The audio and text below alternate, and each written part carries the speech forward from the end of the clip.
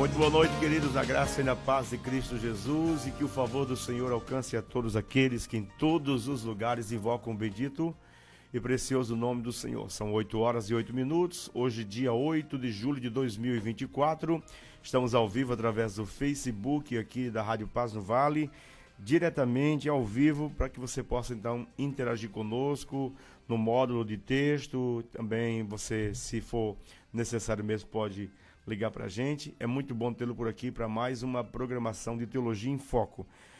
Você já sabe, mas não custa a gente informar e repetir que o programa Teologia em Foco, ele tem uma natureza didática, pedagógica, educacional.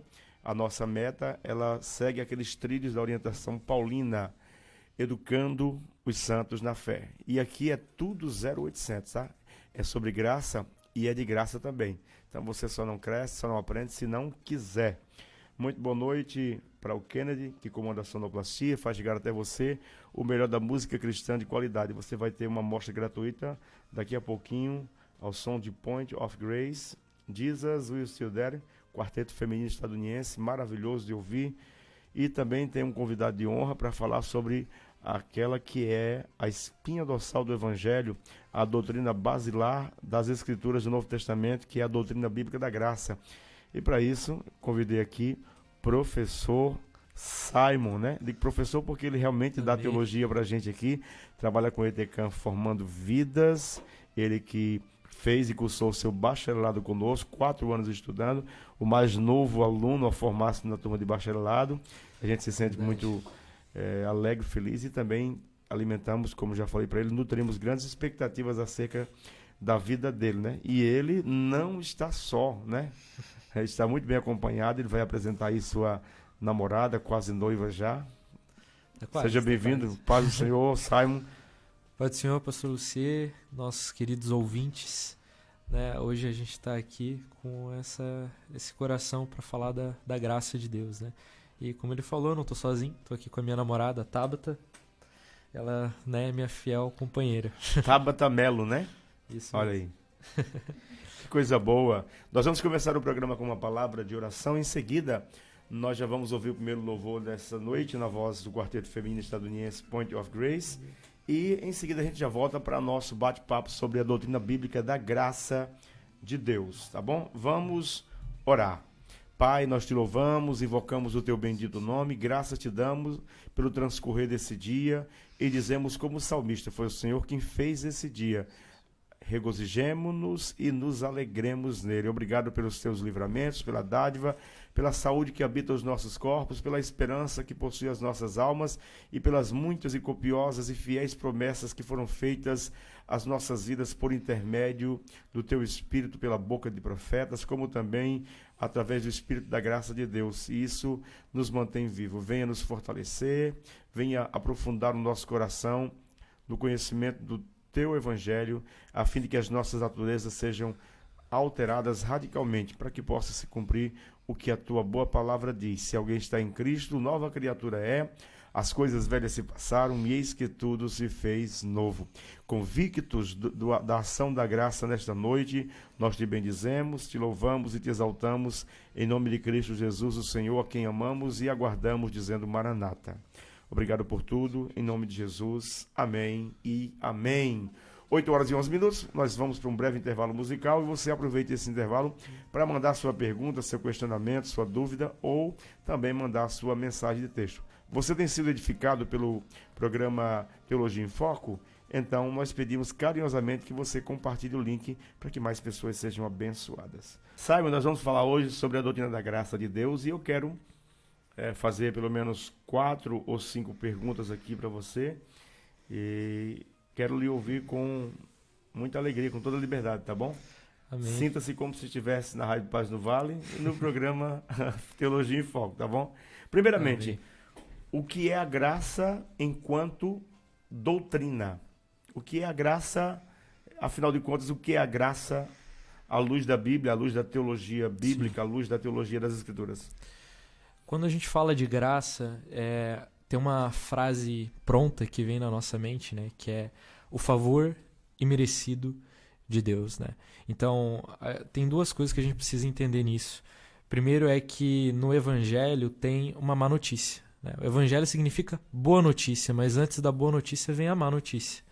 E a má notícia é que nós pecamos, nós erramos, né? Lá desde o Jardim do Éden, então a gente tem Romanos 3:23 dizendo para nós, né, Paulo falando que porque todos pecaram e destituídos, separados estão da glória de Deus. E todos é todos, né?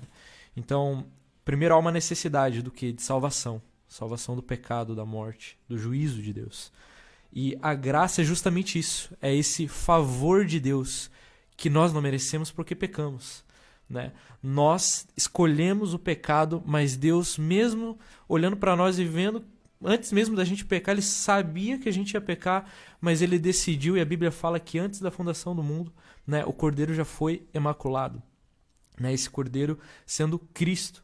Então Deus, no seu intuito, ele já viu que o homem ia pecar, mas Ele também já preparou para ele aquilo que seria a salvação dele, Graça que é preveniente, graça, né? a graça preveniente, né, como no nosso querido arminianismo, né? Sim. A nossa visão como assembleianos, né? Sim. Da soteriologia. E essa graça, que é o favor imerecido de Deus, eu gosto do texto de Tito. Eu até estou com a Bíblia aberta, mas eu Tito quero ler na 2:11. versão que eu trouxe aqui no celular, que é a seguinte. Tito 2, versículo 11, né? Porquanto a graça de Deus se manifestou salvadora para todos os homens. E essa graça, ela é manifesta em quem? Ela é manifesta em Cristo, né? Quando a gente vai lá para João, capítulo 1, fala que Ele, né, a palavra, o verbo, que estava com Deus, que era Deus, e esse verbo se faz carne, e lá mais para frente, João ele vai escrever que o verbo, que Cristo, o verbo encarnado, que é o próprio Deus, ele era cheio de graça e de verdade, né? Dele, da sua plenitude, temos recebido graça sobre graça. Então, como doutrina, é esse favor imerecido, é o presente de Deus que nós não merecemos, né? A graça, a salvação, que basta eu crer, receber e desfrutar. Eu não fiz nada para merecer, né? A gente tem Efésios, capítulo de número 2, que Paulo ele também diz para nós que porque pela graça sois salvos, mediante a fé. Isso não vem de vós, é dom de Deus. E a palavra dom, né, ela significa o quê? Presente. Então é esse presente que Deus ele me dá, e a única coisa que eu posso fazer é receber, porque eu jamais poderia fazer algo para merecê-lo, né? Então, para mim, graça, né, quando a gente olha pelo lado doutrinário, é isso. Mas também E é justamente o oposto, o próprio Cristo, né? é justamente o oposto de religião, né? Religião Exato. é uma iniciativa humana em tentar conectar, se relacionar-se com Sim. Deus, por meio de ritos, rituais e outras coisas. Enquanto que a graça é justamente Deus, no seu estado de condescendência, Sim. vindo estar entre nós para tornar possível um relacionamento, e como também uma restauração da aliança que estava quebrada em Adão. Exatamente. Eu até, conversando com o senhor, né, uma vez quando a gente estava estudando, eu perguntei para ele um livro sobre graça, e o pastor me indicou a Maravilhosa Graça do Philip Yancey, que foi um dos melhores livros que eu li até hoje na vida. Eu trouxe uma citação dele, que na verdade é de C.S. Lewis, né, que C.S. Lewis, um grande homem de fé e teólogo, pensador cristão, né, para mim é uma das minhas referências quando se trata de literatura mesmo, né? Sim.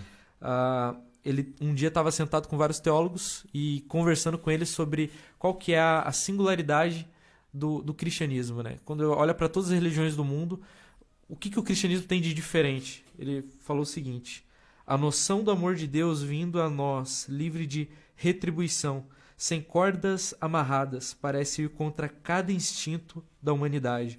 O caminho de 8 passos do budismo, a doutrina hindu do karma, a aliança judaica, o código da lei muçulmana, cada um deles oferece um caminho para alcançar a aprovação.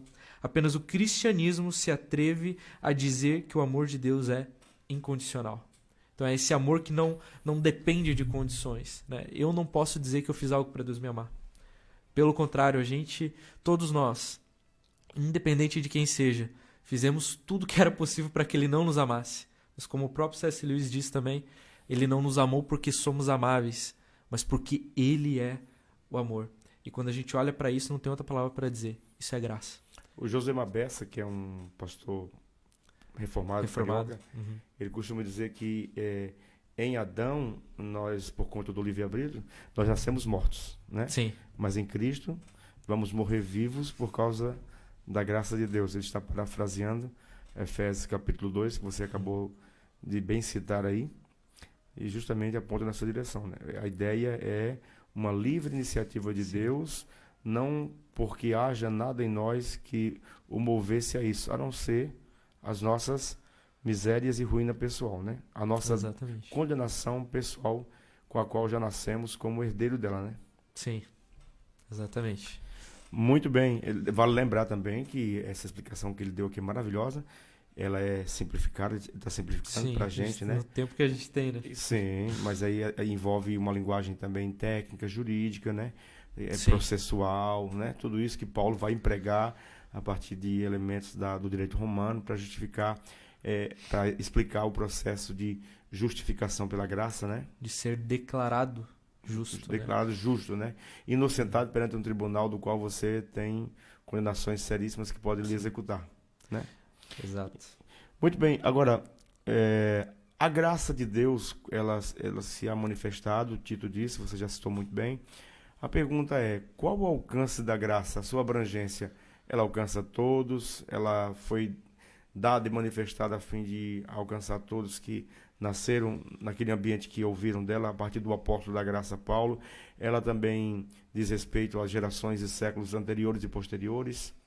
Qual a abrangência da graça de Deus?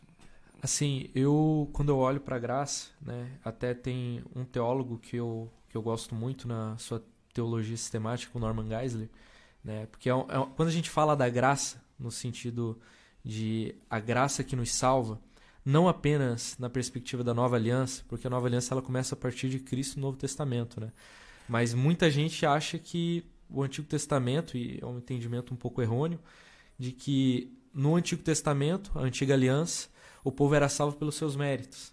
E agora, na Aliança da Graça, no Novo Testamento, a partir de Cristo, as pessoas são salvas pela graça, como se houvesse essa possibilidade de alguém ser salvo por seus próprios méritos. Sempre foi, né, pela graça. Sempre foi pela graça. E quando a gente olha para Gálatas, Paulo ele mostra para a gente que Abraão já sabia do Evangelho. E Deus ele conta primeiro para Abraão o Evangelho. E Deus, conhecendo de antemão o coração dos homens, anunciou o Evangelho da graça a Abraão. Exatamente. É 2:8 de Gálatas. 2:8 de Gálatas. Então, vale a gente pensar o seguinte, que quando a gente olha para o povo judeu, a graça ela era na perspectiva futura. Né? Então, eles criam no Cristo que viria. Esse todos os sacrifícios eles tinham uma perspectiva de fé futura. Apontando para um cordeiro literal, né? Em um tempo em que esse cordeiro seria removido por um verdadeiro salvador, né? O que eles também chamam de Messias, né? Sim. Aquele que seria o Salvador, né? E Jesus, o Cristo, o Messias, o Salvador, né? E de forma tão típica, João, quando o encontra no batismo, diz, né? Aí vem o Cordeiro de Deus que tira o pecado do mundo. Eu gosto muito de um amigo meu que ele faz uma brincadeira nessa fala. Ele fala assim, imagina que João Batista ele tá batizando cada um e alguém pergunta, né? Ele tinha seu famoso sermão, né? Raça de víboras. E um falava, esse daqui é uma serpente, esse aqui é uma víbora, esse aqui é uma naja. Só que de repente vem um e ele fala, não, esse aqui não, porque nele não há pecado algum. Nele eu não sou digno nem de desatar as suas sandálias.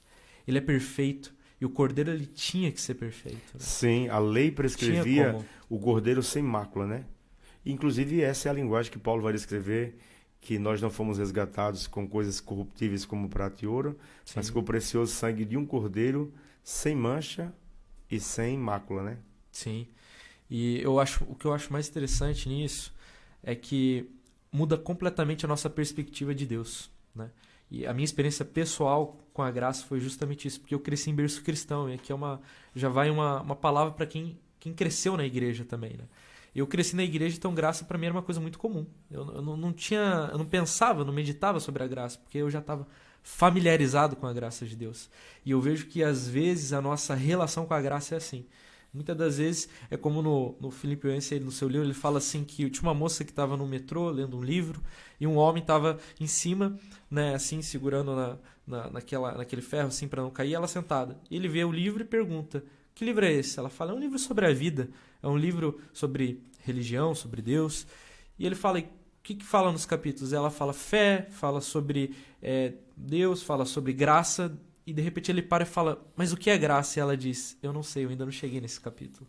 A gente até conhece a palavra, a gente fala disso, a gente canta a graça, mas quando a gente olha com profundidade o que de fato é a graça e o que ela faz na minha vida, o que ela muda na minha vida, e é justamente isso que tem que acontecer.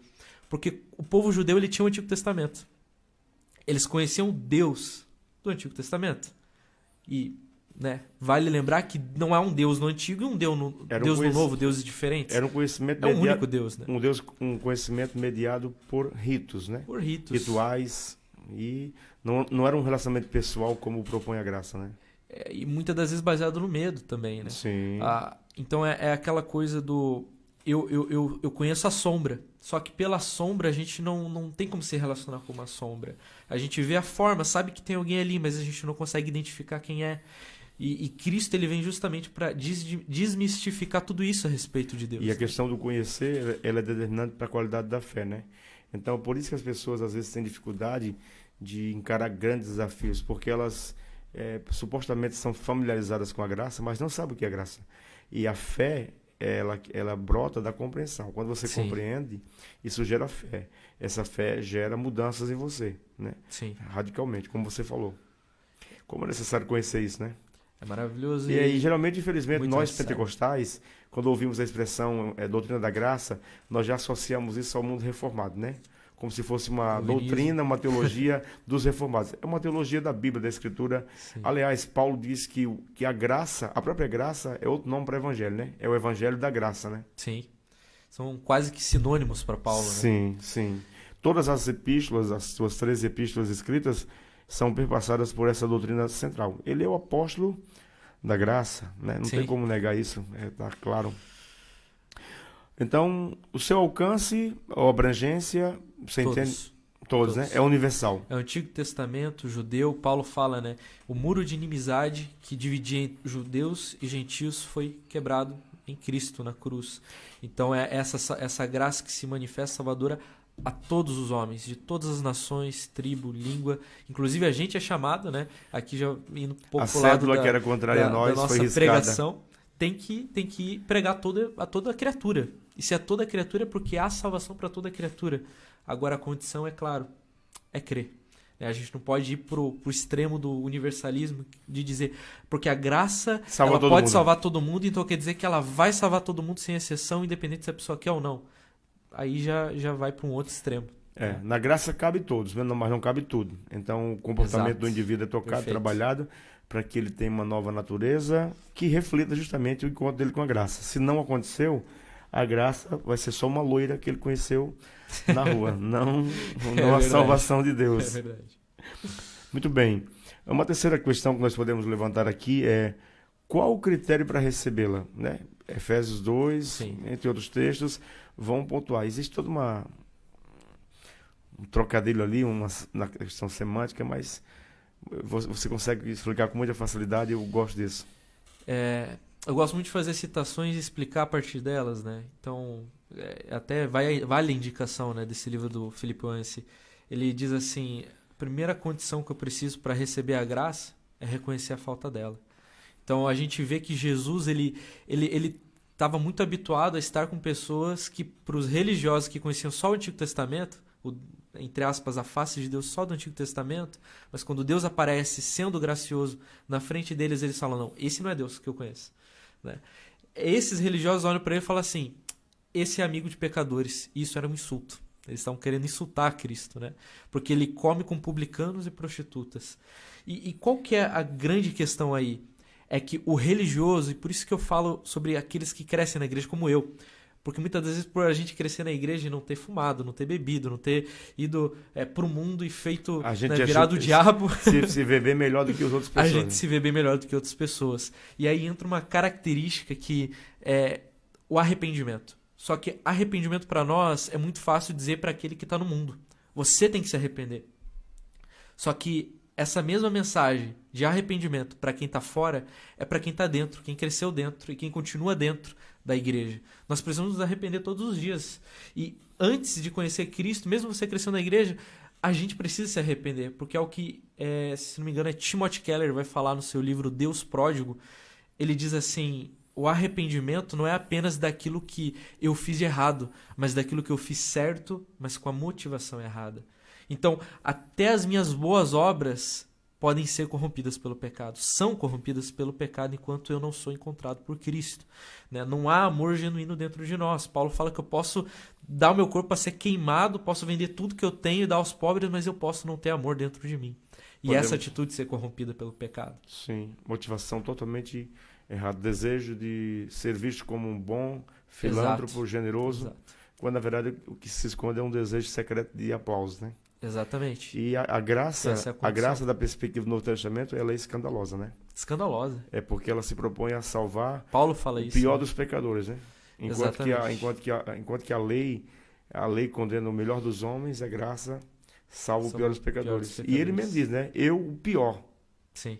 Paulo se descreve como o pior dos pecadores, né? É até interessante, dependendo da tradução, que Paulo, quando fala dos santos, ele é o menor. Quando fala dos apóstolos, ele é o menor. Mas quando fala dos pecadores, ele diz: eu sou o maior. Eu sou o maior. Então é reconhecer, é dizer: eu careço de graça. Se Deus não me salvar, eu não consigo me salvar. E eu gosto muito também, por mais que seja de uma linha um pouco diferente da minha, mas de um teólogo reformado, se eu não me engano, talvez seja o A.W. Tozer, não lembro de cabeça, mas que fala assim que a graça, esse relacionamento com Deus por intermédio da graça, a salvação, é muito mais sobre Deus estar segurando a minha mão do que eu a dele. Com certeza. Porque se dependesse de nós não conseguiríamos. Não conseguiríamos. É muito mais sobre Deus estar nos segurando do que nós. A teologia reformada vai chamar isso de perseverança dos santos, né? Perseverança dos santos. Isso. Já o arminianismo vai chamar isso de preservação da fé, dos santos, né? Sim. Só que ele, enquanto que a perseverança dos santos se torna uma obra exclusiva do Espírito, no arminianismo se torna uma parceria, né? Sim. O homem responde a essa fé e, mediante um esforço, que ele se abre a essa graça que o capacita a fazer aquilo que ele precisa fazer para ser salvo, né? O sinergismo e o monergismo. Sinergismo e monergismo são as palavras técnicas para isso, né? Sim. No sinergismo, você coopera, participa. No monergismo, você a sua ação ela é neutra, né? Você é alvo de uma ação externa. Sim, é a ação de Deus, né? Deus deu o primeiro passo, ele continua e vai até o fim. Muito interessante. O sinergismo e o monergismo seria a síntese do que distingue a concepção de graça e de salvação dentro do arminianismo e dentro do calvinismo ou fé reformada. Perfeito. Papo de graça aqui maravilhoso, muito interessante, né? Alegria ter aqui comigo o Simon, né? Vocês vão ouvir falar muito dele ainda, né? Em nome de Jesus, eu creio assim. Então o critério para recebê-la é justamente reconhecer que você não a possui, né? Exato. Ou seja, você perceber que você está destituído da glória de Deus por causa da herança de Adão em você, e por mais bom moralmente e exemplar que seja a sua família, todos nós nascemos na condição de réus, né? Réus. Independente de classe. Independente de classe, cor, gênero, nascemos réus, todos condenados, né? Mas a todos quantos receberem, deu-lhes o poder de serem chamados filhos de Deus. A saber, os que creem no seu nome, né? Então tem a ver aqui com o nome.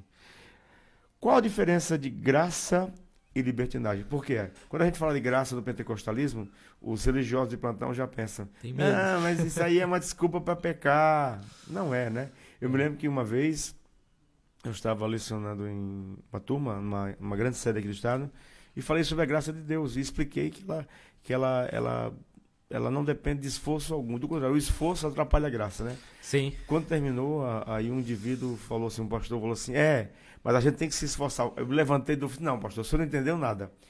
Não é esforço, mano. É a ação da graça de Deus que lhe capacita a isso.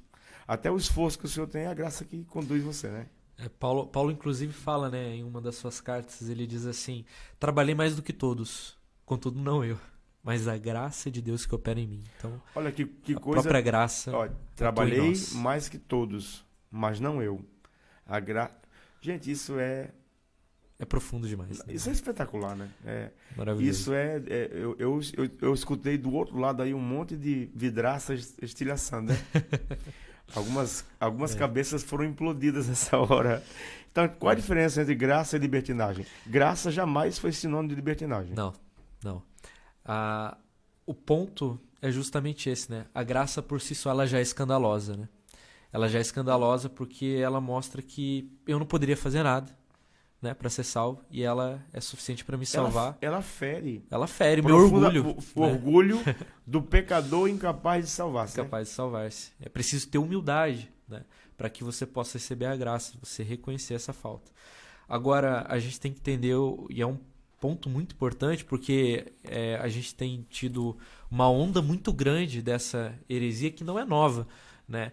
Ela é uma heresia velha, mas com uma roupa nova, muitas das vezes. É tipo das heresias, né? Aparecer no cenário dos debates e das Exatamente. conversas. Hoje apelidado como hipergraça também, né? Que temos representantes, né? Específicos, né? Sim. A gente tem muitos pregadores, infelizmente, no Brasil que têm se aderido a essa teologia, né? E o que ela diz? Jesus... o seu sangue ele é suficiente para me salvar e perdoar meus pecados. E todos de uma vez, ao ponto que mesmo se eu pecar, não tem problema. Isso não interfere na minha salvação. Eu posso continuar pecando deliberadamente e não vai ter nenhum problema. Isso aí equipara... E essa ênfase no deliberadamente, porque a gente peca. A gente falha. Mas é uma vida no pecado, né? A prática do Jonathan Tetzel, né? Que num desespero por ver os cofres se esvaziando e a construção do templo da Basílica de São Pedro precisava ser concluída, ele apela dizendo assim: estão vendo essa bula papal aqui? Eu lhes asseguro que quem comprá-la, ainda que viole a mãe de Deus, será perdoado. É mais ou menos nessa direção, né? Os caras estavam desesperados, né? E assim, eu gosto muito de uma frase que Martinho Lutero disse, que a graça que não muda a minha vida, ela não salva a minha alma. Então, se a graça, se eu tive um verdadeiro encontro com a graça de Deus, a minha vida ela vai ser transformada. Mas é disso que Paulo... Mesmo que não seja do dia para a noite. Sim. Mas vai ser transformada. Porque é uma ação poderosa, né? Exatamente. E tanto que Paulo diz em Romanos 5 que, por causa da graça, o pecado não terá mais domínio sobre vós. Sim. Então, o que você acabou de falar sobre Lutero é muito importante. Pode repetir para nós?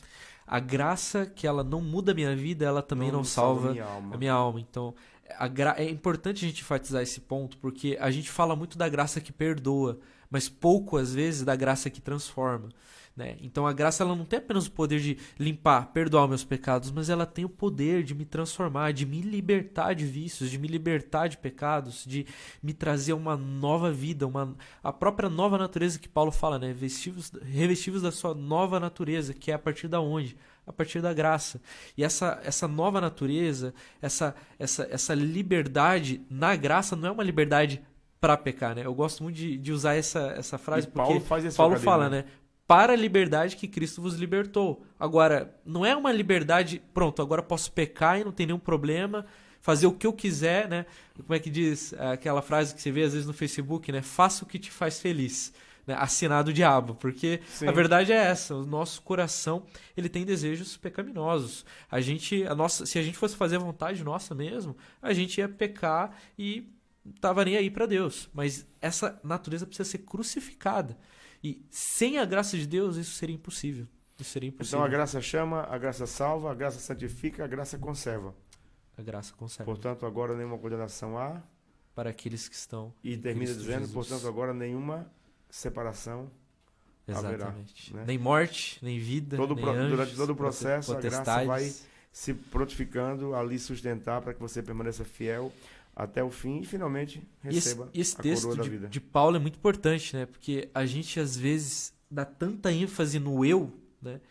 E também acaba colocando aquele medo, né? De eu não perder a salvação, né? Qualquer coisinha, espirrei e perdi a salvação. E a gente acaba esquecendo que a graça de Deus ela é poderosa para nos salvar, ela é poderosa para nos manter também, né? E essa graça, ela nos transforma, ela nos liberta e ela, como o pastor disse, nos conserva. Então, claro, não tem como dizer que não exista pessoas que abandonam a fé, pessoas que chegam a um ponto da vida dela. O próprio Paulo fala que esses aqui nem são um de nós. A maior prova disso é que Paulo prevê, como nos seus escritos pastorais a Timóteo, mas também com cunho escatológico, Sim. E o Espírito diz expressamente que nos últimos dias homens apostatarão da fé. Ora, só apostata quem a defendeu, né? Só volta as costas quem a amou, só atrai quem esteve envolvido com ela. Então, os homens podem cair dessa graça. Inclusive, a condição mais perigosa é aquela que Paulo fala, né? Paulo fala, se você confiar nas obras da lei, da graça decaístes. Exatamente. Ou seja, é confiar em si mesmo. Né? Confiar em si mesmo, achar que eu posso acrescentar algo na obra de Cristo. Eu trabalho muito isso quando estou lecionando sobre espiritualidade, né? As pessoas têm uma tendência de entender jejum, oração, Sim. como uma dimensão sacrificial ou que vem acrescentar algo à obra de Cristo. Não. Tudo que você faz a partir do que já foi feito, que é completo, né? Não é que você vai acrescentar ou agregar nada. Você vai abrir-se à graça de Deus e o Espírito Santo vai trazer até você a sua natureza, possibilidades, lhe potencializar, lhe dar habilidades e dons emprestados, né? Com uma data de validade, que é o seu tempo de vida, para que você use isso. Do contrário, ele também condenará esses mesmos homens pelos dons que deu, né? Sim. Naquele dia, muitos me dirão, em teu nome, quem é que dá dons? Paulo diz que é o Espírito Santo da graça. Santo e soberanamente, Sim, como ele quer. Ele dá. Mas esses mesmos dons tornam homens condenáveis. Por quê? Sim. Homens deixam um relacionamento com Deus e passam a relacionar-se com os dons de Deus, né? Exatamente. E é aquela coisa, né? Dom não é sinal de aprovação. Porque chegará muitos naquele dia que dirão, Senhor, Senhor, em teu nome curei, preguei, profetizei. Agora, dizer curei quer dizer que orou e a pessoa foi curada. Sim, né? São dons maravilhosos. São dons mesmo. Excelentes, né? Ele dirá, não vos conheço. Então, só ter o dom não é sinal de aprovação. Né? Então, isso é muito importante. E se você parar para pensar sobre essa questão, eu não vos conheço, né? O conhecer, no texto bíblico, ele tem uma dimensão de relacionamento, né? De intimidade. Né? A ideia é, você hoje é um estranho, né? Você distanciou-se de mim, mesmo continuando usando o meu nome, né? Iada, né? A palavra costumam dizer, né? Iada. É a palavra para conhecer mesmo o relacionamento de casal, né? Sim, a linguagem do Antigo Testamento é uma linguagem sexual, né? Erótica. Sim. A ideia de uma ação, de um relacionamento sexual, de intimidade profunda. Né? E é interessante pensar que quando a gente fala dessa forma, né, essa graça que muitas vezes é interpretada errado, ela muda a nossa visão que a gente tem de Deus, né? Então, ou eu estou fazendo por barganha, ou é por interesse. Então, ou eu oro, ou eu leio a Bíblia, ou eu jejum porque eu quero algo em troca de Deus, né? Eu quero uma casa nova, cai no evangelho da prosperidade. Eu quero ficar muito espiritualizado. Muito espiritualizado. Ter um ministério arrebentar. E as pessoas olharem para mim e disseram, exatamente. Ele é o cara, né? Ou daí também é por medo ou por interesse, né? Que é, eu faço isso para ganhar o céu. Ou eu faço isso para não ir para o inferno. Mas em nenhum momento é por gratidão aquilo que ele fez por mim. Os dois sentimentos nos tornam completamente condenáveis, né? Exatamente. E mostra que não entendemos a graça. Não entendemos. Em nada entendemos a graça. Eu gosto dessa perspectiva da graça, onde eu percebo que ela não é apenas um conceito. Não é apenas uma palavra que a gente encontra na Bíblia, não é apenas um hino que a gente canta, maravilhosa graça. Mas a graça não é algo, ela é alguém. Né? Ela se revela a partir de alguém. A graça, Jesus é a personificação da graça. Né? Sim, sim. E olhando para isso, a gente começa a entender também Deus. Né? Porque Jesus ele é a imagem do Deus invisível, a Bíblia nos diz. Né? Então, eu não conseguia ver a face de Deus antes. As mãos, qual que é o tom de voz de Deus? Eu escuto trovão, né? Quando a gente olha lá para o Gênesis. Né? Mas quando você vê em Cristo, amando, perdoando, servindo, esse Deus que é gracioso, isso é escandaloso. Isso não pode ser projetado por mãos humanas, por uma mente humana. Esse é um Deus que vai contra todos os nossos paradigmas, o Deus que escolhe servir e amar. Né? E o John Piper, ele tem um livro muito interessante chamado Irmãos, Nós Não Somos Profissionais. Né? Ele vai falar sobre tudo aquilo que se dá no universo da fé cristã, e ele fala assim, não existe uma forma profissional de ser santo. Ou você é, ou você não é. Né? Eu gosto muito disso, fazendo um trocadilho com isso. Perguntaram ao Augusto Nicodemos. O Nicodemos ele tem uma linha mais radical dentro do calvinismo, né? Perguntaram para ele, afinal de contas, o que é unção? E tem todo um debate teológico acirrado entre pentecostais, neopentecostais, as várias linhas. Ele disse, não, é simples, uns são e uns não são. Muito bom. É.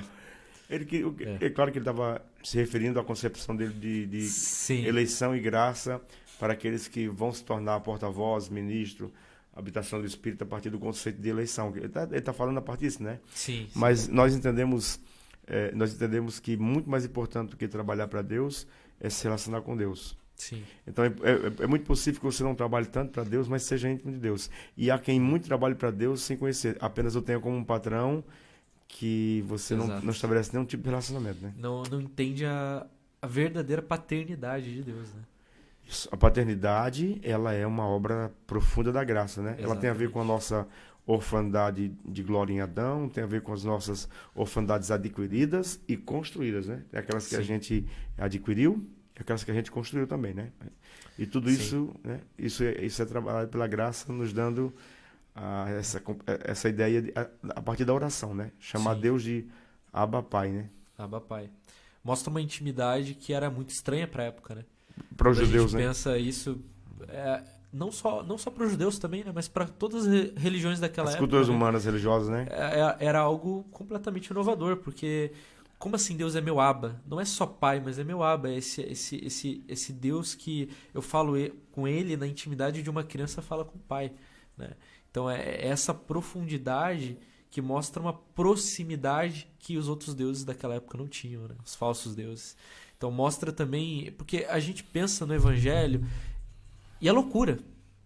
É loucura, porque você pensa o universo do tamanho que ele é, infinito do tamanho que ele é, e Deus ele olha para nós que somos meros átomos, poeira do universo, e ele olha para nós e diz: eu amo você. Na escala de grandeza, o nosso planeta é pequeno, nosso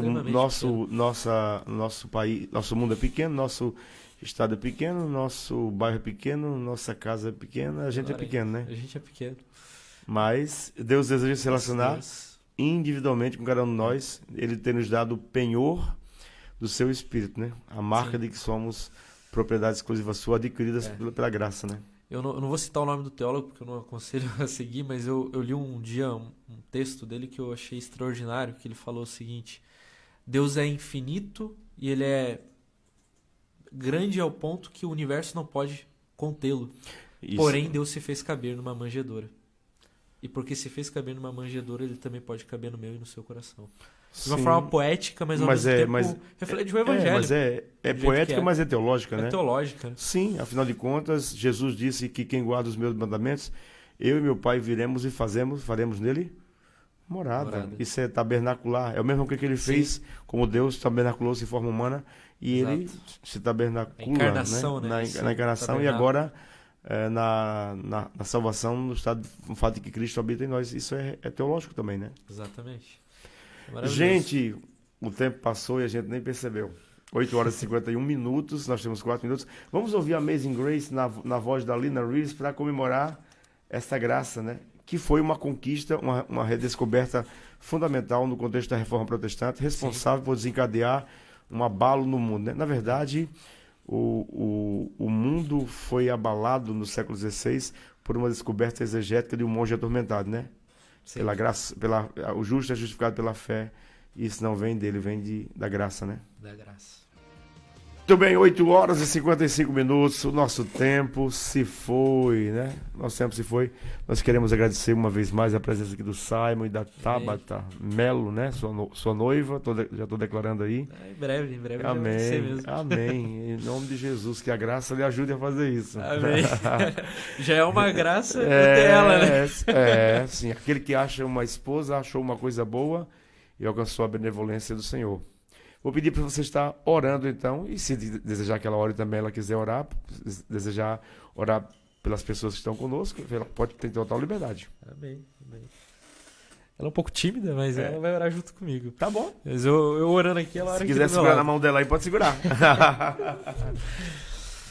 Papai, nós te agradecemos por esse momento maravilhoso que o Senhor nos permitiu ter.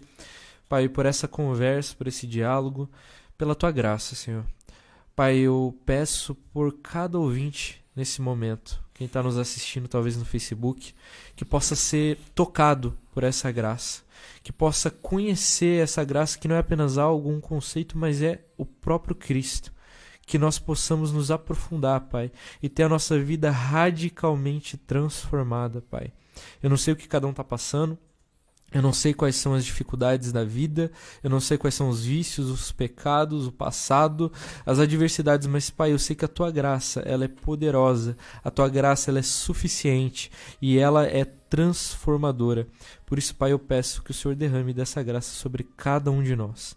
E que essa graça que não apenas nos salva, nos limpa, nos perdoa, mas que nos mantém de pé, Pai, que ela possa nos manter, que seja a sua mão nos segurando, as suas cordas de amor nos segurando, para que possamos juntos chegarmos ao céu, Pai. Para que quando o Senhor voltar estivermos prontos, sustentados pela Tua graça, Senhor. Pai, eu oro e Te agradeço, porque se não fosse a Tua graça, certamente não estaríamos aqui, certamente estaríamos caminhando para o inferno, mas o Senhor escolheu nos salvar, nos amar. Nós Te agradecemos, Jesus, por tudo. Em nome de Jesus. Amém. Muito bem, de comum acordo, declaramos sobre a sua vida paz, prosperidade e longevidade. Aguardamos você na próxima segunda-feira, nesse mesmo horário, nessa mesma sintonia.